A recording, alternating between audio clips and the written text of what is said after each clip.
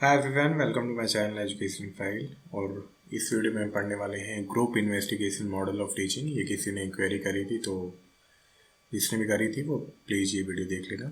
और teaching model की बात है तो ऑफ कोर्स ये जो जितने भी मॉडल्स होते हैं वो बीएड के लर्निंग एंड टीचिंग सब्जेक्ट्स में ही होते हैं। ठीक है, क्योंकि मुझे एग्जैक्टली नहीं पता, क्योंकि जिस बच्चे ने क्वेरी करी थी उसने बस केवल टॉपिक का नाम लिखा था। तो मेरा मानना है कि जितने भी मॉडल्स होते हैं टीचिंग मॉडल, वो लर्निंग और टीचिंग सब्जेक्ट में ही होते हैं बीएड के। लेकिन अगर आपके किसी और सब्जेक्ट में ये पर्टिकुलर टॉपिक है तो आप ये वीडियो देख सकते हो। तो जल्दी से स्टार्ट करते हैं। बहुत सिंपल है, आपको बहुत इजीली समझ में आ जाएगा। तो ये मॉडल बेसिकली दिया था जॉन ड्यूई ने 20th सेंचुरी की बिगनिंग में। लेकिन इस पे हर्बर्ट थैलन ने भी काम किया। हर्बर्ट थैलन ने किस पे एम्फेसाइज किया, किस पे जोर डाला या किसको इम्पोर्टेंट समझा? उन्होंने एक्टिव इंक्वायरी को इम्पोर्टेंट समझा और उन्होंने इस मॉडल में इंक्वायरी भी ऐड कर दी। जॉन ड्यूई ने इसमें क्या किया था कि डेमोक्रेटिक अप्रोच होनी चाहिए, क्योंकि जॉन ड्यूई मानते थे कि एजुकेशन और डेमोक्रेसी साथ साथ चलती है। ठीक है, तो ऐसा कई जगह आपको देखने को मिलेगा कि हार्बर्ट थैलन ने ये मॉडल दिया है, कई जगह आपको देखने को मिलेगा कि जॉन ड्यू ने ये मॉडल दिया है। तो लेकिन जॉन ड्यू ने स्टार्ट किया था, हार्बर्ट थैलन ने 1964 के करीब, आई थिंक, मुझे एग्जैक्टली ईयर याद नहीं आ रहा, लेकिन हार्बर्ट थैलन ने एक्टिव इंक्वायरी को इस मॉडल में ऐड कर दिया था। राइट। और इंक्वायरी का मतलब क्या होता है? बेसिकली इंक्वायरी किसको कहते हैं? Act of asking for information, कि जब हम और ज़्यादा जानकारी लेते हैं, इन्वेस्टिगेट करते हैं और ज़्यादा फैक्ट्स को एग्जामिन करते हैं, उस चीज़ को क्या कहते हैं? हम इंक्वायरी कहते हैं। राइट। चलो, अब ये मॉडल क्या है? ये मॉडल डिपेंड करता है क्यूरियोसिटी पे। किसकी? स्टूडेंट्स की। अभी जब हम आगे पढ़ेंगे तो आपको इसका मतलब समझ में आ जाएगा। और जब बच्चे क्यूरियस होते हैं, बच्चों के माइंड में खुद ही क्वेश्चन आते हैं और बच्चे उन क्वेश्चंस का खुद ही जवाब देते हैं, आंसर देते हैं, जो भी उनकी क्यूरियोसिटी के बेस पे जो क्वेश्चंस आए हैं। राइट। और ये मॉडल क्या यूज करता है? डेमोक्रेसी इंक्वायरी अप्रोच को यूज करता है। डेमोक्रेसी मतलब बच्चों का ग्रुप बना देता है टीचर, और फिर वो ग्रुप सॉल्व करता है उन क्वेश्चंस को किसके जरिए? इंक्वायरी के जरिए। राइट। तो ये दो तीन चीज़ें बहुत ज़्यादा इंपॉर्टेंट है इसमें। आप मॉडल्स को 6 स्टेप्स में डिवाइड कर सकते हैं। तो फेज 1 में क्या है कि बच्चों को पिक्चर्स दिखाएंगे और उन्हें ऑब्जर्व करने देंगे। फेज 2 में क्या है? उनकी रिएक्शंस को एक्सप्लोर करेंगे, जो भी सिचुएशंस होंगी। ठीक है।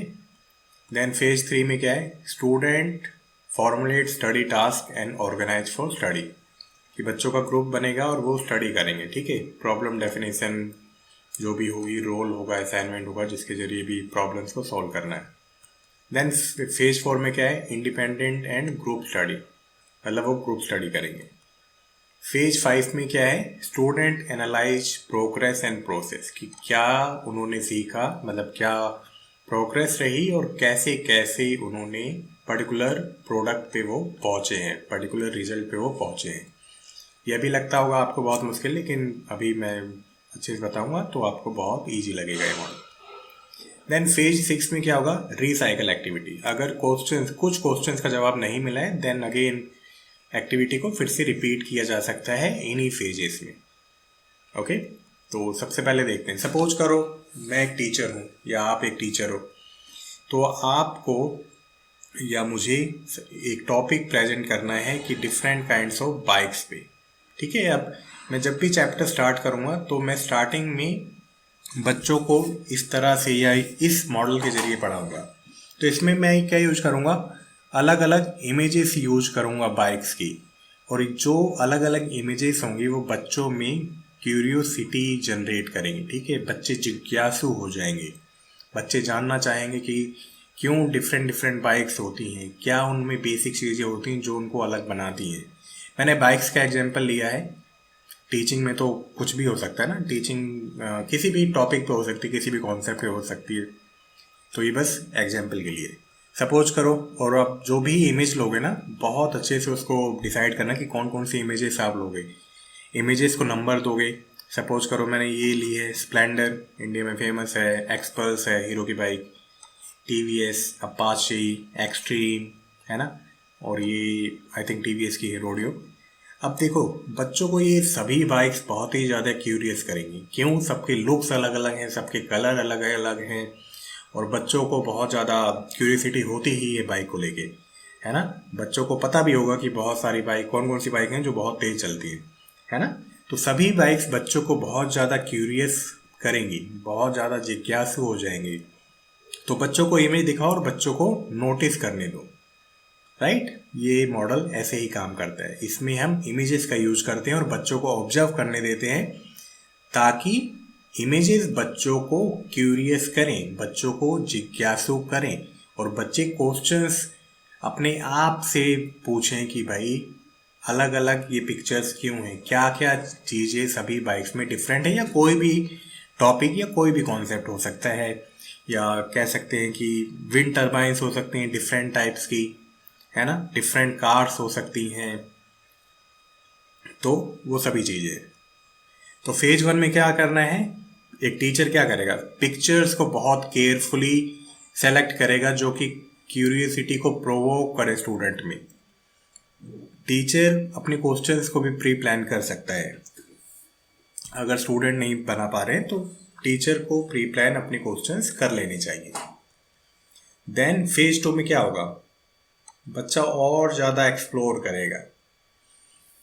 हम क्या कहेंगे स्टूडेंट को कि इमेजेस को केयरफुली देखो, और अगर उनके दिमाग में जो भी क्वेश्चंस आ रहे हैं उनको वो, मतलब कोई भी क्वेश्चन हो, चाहे वो छोटा हो बड़ा हो, ओपन एंडेड हो क्लोज एंडेड हो, तो एक टीचर उनको लिखता रहेगा, ठीक है।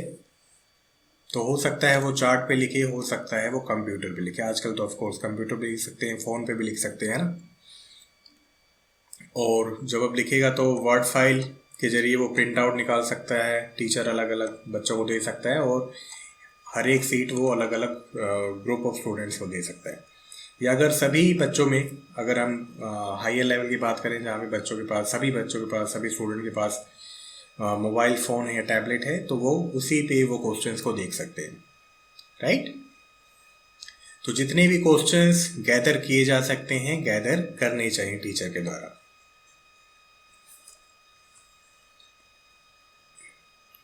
फिर इसी में क्या है, सपोज करो बच्चों ने ये डिफरेंट डिफरेंट क्वेश्चन बताया कि which bike have the best look, है ना, which bike is fastest, which bike is economically beneficial to use, which bike है, which bike has best aerodynamics, which bike have latest technology, which bike have Bluetooth connectivity. मतलब अलग अलग questions जो भी बच्चों को क्यूरियस करेंगे, जो भी बच्चे जानना चाहते हैं, तो टीचर उन सभी क्वेश्चंस को लिख लेगा।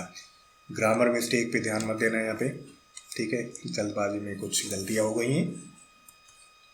चलो फेज 3 में क्या होगा, स्टूडेंट फॉर्मुलेट करेगा study task and organise for study. मतलब अब इसमें टीचर रूल्स एंड रेगुलेशन बनाएगा, राइट। तो टीचर क्या करेगा, स्टूडेंट को ग्रुप में डिवाइड कर देगा और उनको क्वेश्चंस प्रोवाइड कर देगा। मतलब टीचर हो सकता है उनके प्रिंट आउट निकलवा ले, है ना, उनको ऑनलाइन सर्कुलेट कर दे। अब रूल्स टीचर डिसाइड कर सकता है, कोई भी रूल डिसाइड कर सकता है कि एक दूसरे की रिस्पेक्ट करनी है, मटेरियल्स को आपस में शेयर करना है, आंसर्स को लिखना है जो भी क्वेश्चंस हैं, रिसोर्स यूज कर सकता है वो, library, ICT tools, computer, mobile phone, anything, any kind of resource they can use, right. और टीचर जहाँ पे भी ज़रूरत है प्रोसेस को फैसिलिटेट करेगा, ओके। और क्या है, टाइमर भी रखा जा सकता है। सपोज 25 मिनट का टाइमर लगा लिया, 30 मिनट का टाइमर लगा लिया, और बच्चों के ग्रुप को कहा कि अब क्वेश्चंस को सॉल्व करो, ठीक है। तो फेज 3 में ये होगा। अब फेज 4 में क्या है, इंडिपेंडेंट एंड ग्रुप स्टडी। अब बच्चे आंसर्स ढूंढ के लाएंगे, जो भी क्वेश्चंस हैं उनके आंसर ढूंढ के लाएंगे, और टीचर आंसर्स को लिखता रहेगा अलग अलग ग्रुप के, ऐसा। और इसमें कोई भी इशू नहीं है अगर बच्चे आंसर नहीं ढूंढ पाते हैं, या किसी आंसर में कोई कॉन्फ्लिक्ट है, या गलत आंसर है या कोई भी आंसर नहीं है तो बिल्कुल भी इशू नहीं है। एक्टिविटी को दोबारा रिसाइकल या दोबारा से स्टार्ट किया जा सकता है कि मतलब सपोज करो इनके आंसर मिल गए हैं, इनके नहीं मिले हैं, तो जिनके नहीं मिले उन क्वेश्चंस को लेके दोबारा एक्टिविटी को सेम प्रोसेस में स्टार्ट किया जा सकता है, राइट। और ऑफ कोर्स टीचर सिचुएशन के अकॉर्डिंग इसको थोड़ा बहुत मॉडिफाई भी कर सकता है। चलो देन फेज 5 में क्या है, students analyse progress and process. तो बेसिकली ये क्या है, समराइजेशन स्टेप है।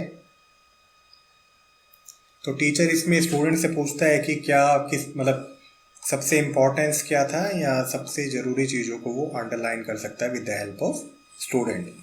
और बच्चों को सबसे ज़्यादा इंटरेस्टिंग क्या लगा पूरी एक्टिविटी में, राइट।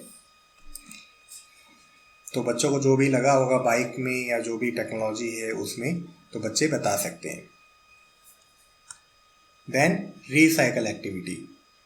अब जो भी इमेजेस बची हैं वो इंडिविजुअली भी उन पे काम कर सकता है। सपोज करो कोई बाइक बच्चों को बहुत अच्छी लगी हो और बच्चा उन टूल्स को, उन टेक्नोलॉजी को अपने आप से स्टडी करना चाहता है तो वो इंडिविजुअल वर्क कर सकता है ना। और अब होगा क्या फाइनली, जब पूरी एक्टिविटी हो जाएगी तो बच्चों के पास क्या होगा, डिफरेंट क्वेश्चंस के लिए आंसर होंगे कि बाइक में कौन कौन से कंपोनेंट होते हैं, कैसे सभी बाइक्स यूनिक हैं, उनकी स्पीड कैसी है, वो लुक में क्यों और कैसे अलग हैं, उनकी एरोडायनेमिक्स कैसी है, क्यों सभी बाइक्स की एरोडायनेमिक्स अलग होती हैं, क्यों बाइक्स का प्राइस कम ज़्यादा होता है। ठीक है, तो स्टार्टिंग से अब आप समझ पा रहे होगे कि क्यों इमेजेस दिखाई। उन इमेजेस ने बच्चों को क्यूरियस किया, तो उनमें क्वेश्चंस अराइज हुए। उन क्वेश्चंस का बच्चों के ग्रुप ने ही उसको सॉर्ट आउट किया, राइट। फिर उसको समराइज किया कि क्या चीज़ें इंपॉर्टेंट थी और फिर उसको रिसाइकल किया, है ना। कुछ चीज़ बची होगी, तो यही सब चीज़ें चलती रहती हैं। और तो ये सिंपल सा मॉडल था, बहुत सिंपल है, किसी भी क्लास में करा जा सकता है। इसकी एप्लीकेशन पढ़ लेते हैं थोड़ी बहुत। तो इसमें क्या यूज़ होता है, इन्वेस्टिगेशन यूज़ होता है, बार बार चीज़ों को कि कोई चीज़ कैसे काम करती है उसका पता लगाया जा सकता है। बच्चों के पार्टिसिपेशन को एनहेंस करती है ना। ग्रुप बना देंगे तो ऑफ कोर्स टीचर उसमें चेक कर सकता है कि सभी पार्टिसिपेट करते हो। सभी एज के स्टूडेंट्स के लिए बहुत ज़्यादा सुटेबल है ना। Depending upon the topic concept teacher decide कर सकता है कि कैसे उसको ये पर्टिकुलर मॉडल को अप्लाई करना है। इंटरेक्शन बढ़ता है, सोशल स्किल्स बढ़ती हैं, सोशलाइजेशन बढ़ता है, टीम मैनेजमेंट एनहेंस होता है इस पर्टिकुलर मॉडल से।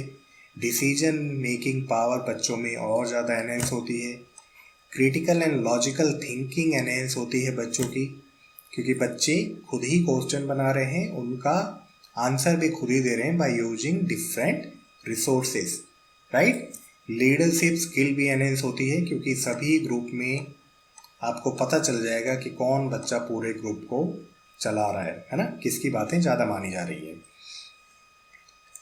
देन और क्या है, बच्चों को ये भी मौका देता है कि बच्चे क्वेश्चंस पूछें, राइट।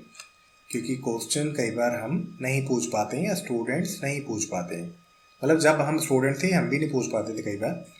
तो ये एक्टिविटी बच्चों को पूरा मौका देती है, अपॉर्चुनिटी देती है कि बच्चे सवाल पूछें। सवाल पूछेंगे तो ऑफकोर्स वो आगे ही ग्रो होंगे, राइट। चलो, तो ये कुछ रेफरेंसेस हैं, तो ये सभी रेफरेंस प्लीज़ आप जाके अच्छे से पढ़ना। हालांकि इनमें ये सब चीज़ें दी हुई हैं, लेकिन आप इनको ज़रूर जाके पढ़ना, राइट। तो मिलते हैं नेक्स्ट वीडियो में। Till then bye bye, take care.